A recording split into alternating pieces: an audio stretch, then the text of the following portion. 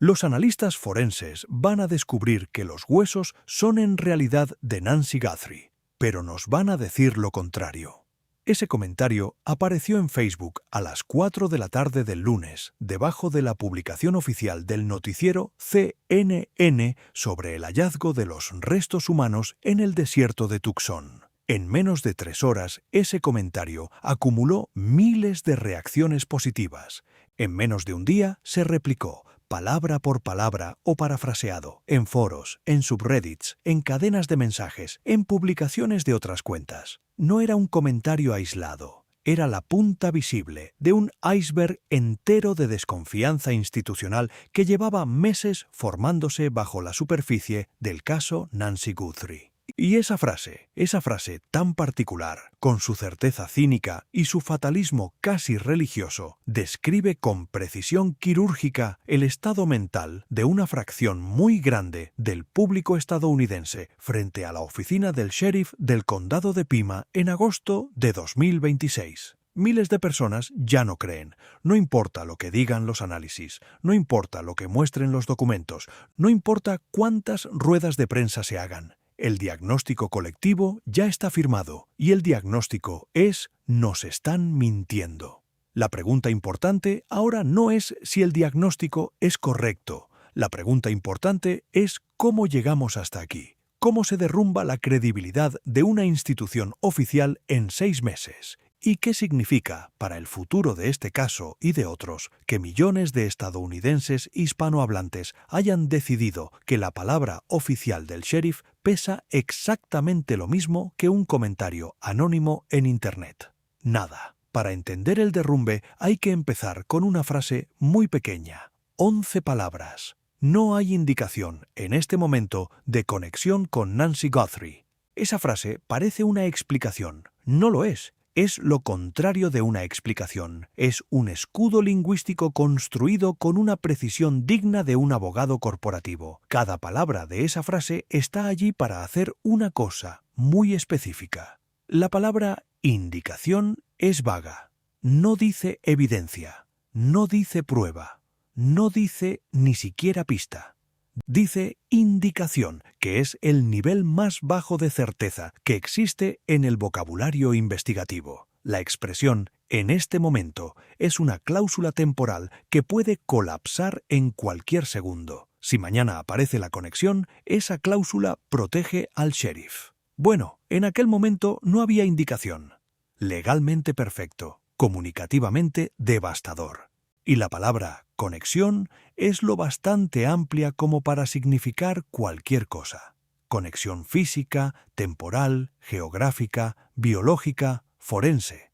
Al no especificar qué tipo de conexión, la frase se blinda contra cualquier corrección futura. Es, en resumen, una frase diseñada para no equivocarse, y esa es exactamente su debilidad.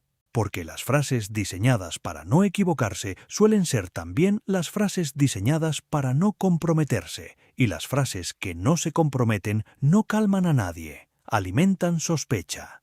John Miller, que trabajó 3 décadas entre el NYPD y el FBI, antes de convertirse en analista de crimen para grandes cadenas nacionales, disecó la frase en televisión con una elegancia que muy pocos han logrado replicar. Miller dijo que existe una distinción crítica, invisible para el público general, pero fundamental en el trabajo policial, entre creer que no hay conexión y descartar oficialmente que la haya. La primera es una operación mental. Es un juicio investigativo, es un presentimiento. La segunda es una operación técnica, es una prueba de laboratorio, es un documento firmado por un examinador médico. Miller señaló, con un tono que fue estudiadamente neutro, pero perfectamente audible, que lo que la oficina del sheriff había ofrecido el lunes era claramente la primera clase de afirmación, no la segunda. Un juicio, un presentimiento, un olfato. Y con ese olfato se le pedía al país entero que confiara, que suspendiera el escepticismo, que aceptara la palabra oficial como suficiente. El problema es que la oficina del sheriff del condado de Pima había gastado en los 6 meses anteriores su capital de confianza, casi hasta el fondo. Y aquí es donde hay que hacer una lista honesta, una lista que no acusa, una lista que solo enumera, porque los hechos, cuando se ponen en orden cronológico, dibujan un patrón que explica por qué el público reacciona hoy como reacciona. Primer hecho. A comienzos de agosto se hicieron públicas notas de rescate que habrían sido enviadas a la familia Guthrie en las primeras semanas de la desaparición. La existencia de esas notas contradijo directamente declaraciones anteriores del propio sheriff, que había dicho, en más de una ocasión, que no tenía en su poder ninguna nota vinculada al caso. El intervalo entre esas dos posiciones fue de menos de 24 horas. La explicación oficial fue confusa. Los reporteros pidieron aclaración. La aclaración nunca llegó con la precisión que la contradicción merecía. Para el público, lo que quedó grabado no fue el matiz procesal. Lo que quedó grabado fue una imagen muy simple. El sheriff dijo una cosa, luego apareció lo contrario. Fin de la película. Segundo hecho. Durante la primavera y el verano, varios reporteros de investigación lograron acceder físicamente a partes del escenario oficial del crimen. En algunos casos, esos reporteros caminaron por espacios que la propia oficina del sheriff había declarado como zonas restringidas. Fotografiaron áreas que no debían estar accesibles. Publicaron imágenes que la investigación oficial no había mostrado. Cada una de esas coberturas periodísticas, aunque legales y profesionalmente ejecutadas, dejó al público con una pregunta muy incómoda. Si un reportero puede caminar por ahí, ¿qué tan bien estaba protegido ese escenario en primer lugar? La confianza en la disciplina operativa del departamento sufrió un golpe. Tercer hecho. Múltiples órdenes de allanamiento y documentos judiciales relacionados con el caso permanecen sellados. Sellar documentos es una práctica legal legítima y frecuentemente necesaria en investigaciones abiertas.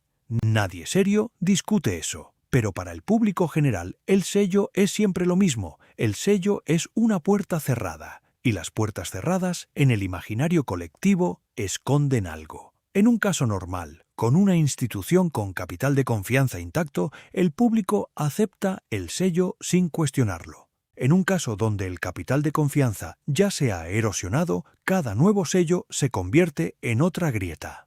Cuarto hecho.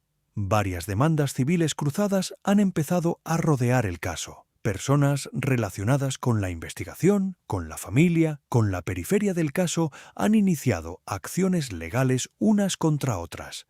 Cada demanda genera nuevos documentos públicos, nuevas declaraciones bajo juramento, nuevos ángulos que a veces contradicen partes de la narrativa oficial. Cada demanda es un pequeño terremoto que sacude las certezas que la investigación intenta mantener estables. Y aunque la investigación penal y las demandas civiles son procesos separados, para el público que consume el caso en fragmentos de 30 segundos en TikTok, todos los terremotos parecen el mismo terremoto. Quinto hecho. El FBI, que se involucró en el caso en las primeras semanas y que en teoría trabaja en paralelo con la oficina del sheriff, ha estado notablemente callado en los últimos meses. Cuando los reporteros preguntan al FBI sobre movimientos específicos de la investigación, la respuesta estándar es derivar todas las consultas al sheriff.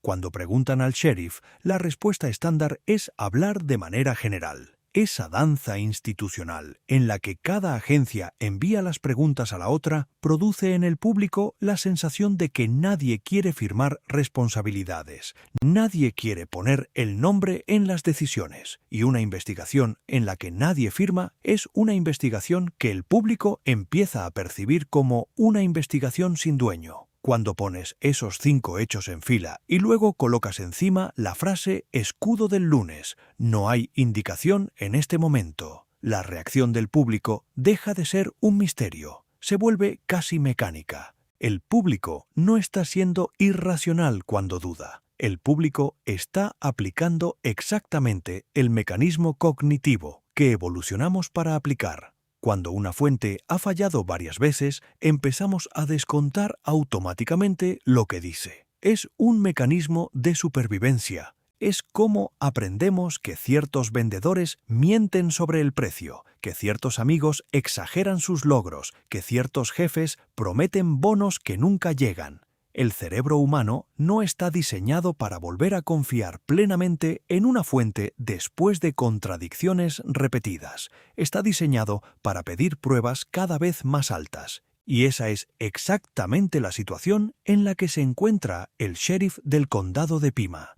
Puede decir lo que quiera, pero el público, después de 6 meses, ya no acepta la palabra. Necesita el documento firmado, necesita la fotografía, necesita la conferencia de prensa, donde alguien responda las preguntas incómodas sin desviar a otra agencia. Aquí es donde algunos analistas defienden a la oficina del sheriff con un argumento que también merece ser escuchado. El argumento es que la comunicación pública en investigaciones abiertas está limitada por reglas legales y operativas muy estrictas, que revelar demasiado puede contaminar procedimientos futuros, que un jurado potencial no puede ser expuesto a información específica antes de un juicio, que las víctimas y sus familias tienen derecho a que ciertos detalles nunca se hagan públicos. Todos esos argumentos son verdad. Todos son legítimos. Y todos ellos, sin embargo, no explican por qué el sheriff eligió comunicar con frases escudo diseñadas para no comprometerse en lugar de comunicar con frases claras diseñadas para calmar. Hay una diferencia enorme entre decir «no puedo comentar sobre este aspecto por razones operativas» y decir «no hay indicación en este momento». La primera fórmula es honesta sobre sus propios límites. La segunda pretende dar información sin darla. La primera respeta al público. La segunda intenta manejarlo. Y el público, en 2026, con acceso instantáneo a cientos de fuentes paralelas, huele la diferencia en menos de un segundo. Este es también un momento cultural más grande que un solo caso. Los estudios de confianza institucional publicados durante los últimos años muestran un patrón sostenido. La confianza en agencias policiales locales ha ido bajando de manera constante en casi todos los demográficos del país. En comunidades hispanas, específicamente, la confianza ha estado históricamente por debajo del promedio nacional, con razones bien documentadas en la relación entre esas comunidades y ciertas prácticas locales. Cuando el caso Guthrie llega a una audiencia hispanohablante estadounidense, no llega en un vacío. Llega encima de años de escepticismo acumulado. Llega a un público que ya trae consigo una desconfianza estructural. Y ese público, escuchando una frase escudo el lunes por la mañana, procesa esa frase a través de una lente que se ha estado formando durante toda su vida. La lente que dice, cuando la palabra oficial no cierra, hay una razón. La lente que dice, cuando una agencia deriva a otra agencia, alguien está escondiendo algo. La lente que dice, cuando el sheriff usa lenguaje corporativo, el sheriff está protegiendo a alguien. Esa lente puede ser injusta en casos individuales. Estadísticamente, sin embargo, es una lente construida por experiencia colectiva de décadas y no se desmonta con una sola rueda de prensa. Lo verdaderamente peligroso del momento actual es lo que la ciencia social llama la fase del consenso paralelo. Ocurre cuando una parte suficientemente grande del público deja de tratar a la información oficial como el punto de partida y empieza a tratarla como un dato más, con el mismo peso o menos que los datos que produce el propio ecosistema de crimen real independiente. En esa fase, cada nueva declaración del sheriff no reduce la especulación, la alimenta. Cada frase escudo se convierte en material para nuevos videos de análisis. Cada silencio se convierte en pista para nuevas teorías. La investigación oficial pierde el monopolio de la narrativa, y una vez perdido ese monopolio, es casi imposible recuperarlo dentro del mismo caso. Hay salidas, sin embargo. Las hay históricamente en otros casos que atravesaron crisis parecidas. Todas las salidas comparten un elemento común. Todas exigen una rueda de prensa honesta, larga, con preguntas abiertas, con respuestas específicas, con la aceptación pública de errores previos, con un compromiso concreto de transparencia futura. Todas exigen, en resumen, que la institución hable como habla una persona, no como habla un documento legal. Ninguna investigación de alto perfil en las últimas 2 décadas ha recuperado credibilidad sin ese momento. Y ninguna ha recuperado credibilidad usando frases escudo. El sheriff del condado de Pima tiene todavía la posibilidad de convocar esa rueda de prensa. Puede sentarse, mirar a las cámaras y decir cosas específicas. Puede explicar por qué cree que no hay conexión con los restos encontrados. Puede detallar qué pasos concretos se han seguido con las notas de rescate. Puede aclarar por qué ciertos documentos siguen sellados. Puede hacer todo eso. Hasta ahora no lo ha hecho. Y cada día que pasa sin esa rueda de prensa, la fase del consenso paralelo se profundiza más. Al final, el caso Nancy Guthrie enseña una lección que trasciende el caso mismo. Enseña que la confianza pública es un recurso, no un derecho, que se acumula lentamente, con años de trabajo transparente y se pierde velozmente, con una serie corta de contradicciones y silencios. Enseña que en la era actual, ninguna institución puede darse el lujo de asumir que su palabra pesa por defecto. Cada palabra tiene que ganarse. Y enseña, sobre todo, que en la búsqueda de una madre desaparecida, en la investigación de una vida rota, la credibilidad de quien lidera esa búsqueda es también evidencia. Evidencia de si el trabajo se está haciendo bien. Evidencia de si los procesos son sólidos. Evidencia de si el país puede confiar en el resultado, sea cual sea. Esa evidencia, la credibilidad, se está agotando. Y cuando se agote del todo, aunque los análisis forenses confirmen algo mañana mismo, una parte muy grande del público estadounidense no lo va a creer. Y ese, más allá de las notas de rescate, más allá de las órdenes selladas, más allá incluso de los restos encontrados en la colina de Saguaros, es el verdadero problema que enfrenta hoy la investigación del caso Guthrie. No es un problema técnico. Es un problema de fe institucional, y no hay laboratorio en el mundo que pueda resolver ese problema con una prueba de ADN. Los estudios más recientes sobre confianza institucional en Estados Unidos, publicados por centros de investigación como Pew Research y Gallup, dibujan un mapa que se ha estado formando desde hace más de 2 décadas. En ese mapa, la confianza en las agencias federales de aplicación de la ley se mantiene relativamente estable en un porcentaje moderado. La confianza en las agencias policiales locales, en cambio, muestra variaciones enormes según región, demografía y experiencia comunitaria acumulada. En las comunidades hispanohablantes del suroeste, particularmente en zonas donde ha habido interacciones históricamente tensas con departamentos locales, esa confianza se ubica varios puntos por debajo del promedio nacional. Ese hecho estadístico no es una opinión ni una acusación, es simplemente un dato de campo, y ese dato tiene consecuencias directas en cómo el caso Nancy Guthrie es procesado por la audiencia hispana del país. Cuando un sheriff de un condado del suroeste emite una declaración vaga sobre restos humanos en un contexto tan sensible, la audiencia hispanohablante no llega a esa declaración limpia. Llega cargada. Llega con años de escepticismo previo, con historias familiares transmitidas de generación en generación, con reportes noticiosos anteriores que confirmaron sospechas antiguas. Ese peso acumulado transforma 11 palabras oficiales en 5 palabras percibidas. Y las 5 palabras percibidas casi siempre son variaciones de la misma idea. No nos están contando todo. Es importante detenerse en un fenómeno reciente que la ciencia social ha empezado a documentar. Se llama, en la literatura académica, erosión conversacional de la autoridad. Ocurre cuando las plataformas digitales ofrecen al público un espacio donde puede confrontar en tiempo real las declaraciones oficiales con análisis independiente y crítica lingüística. Antes de la era digital, una declaración oficial existía relativamente sola en el paisaje informativo durante horas o días.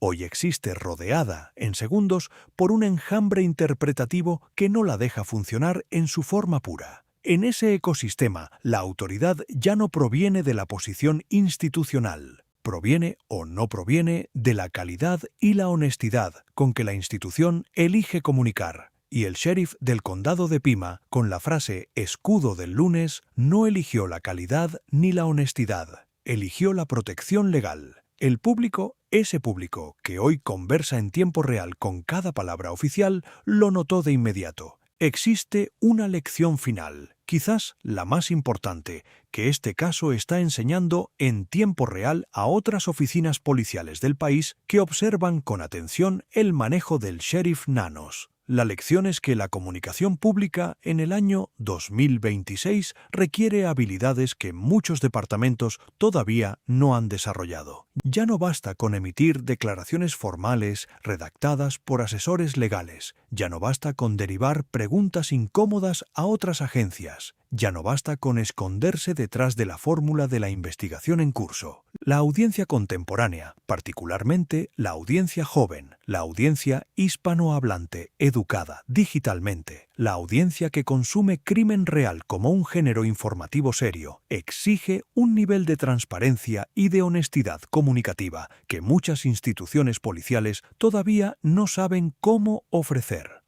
Los departamentos que aprenden a ofrecerlo salen fortalecidos incluso cuando sus casos terminan mal. Los departamentos que se resisten a ofrecerlo salen debilitados incluso cuando sus casos terminan bien. Es una economía nueva de credibilidad institucional y la mayoría de los sheriffs del país todavía la están descubriendo a golpes. El caso Guthrie es uno de esos golpes. Otros vendrán. Cada uno enseñará lo mismo. La confianza pública ya no es un supuesto, es un producto. Se fabrica con cada declaración, con cada rueda de prensa, con cada silencio elegido con cuidado. Y como todo producto, cuando la calidad falla, los clientes se van a otro lado. En el caso de la información, ese otro lado es el ecosistema paralelo de creadores independientes que hoy tiene, en muchas ocasiones, más credibilidad práctica que la fuente oficial. Eso es lo que está en juego en Pima County esta semana.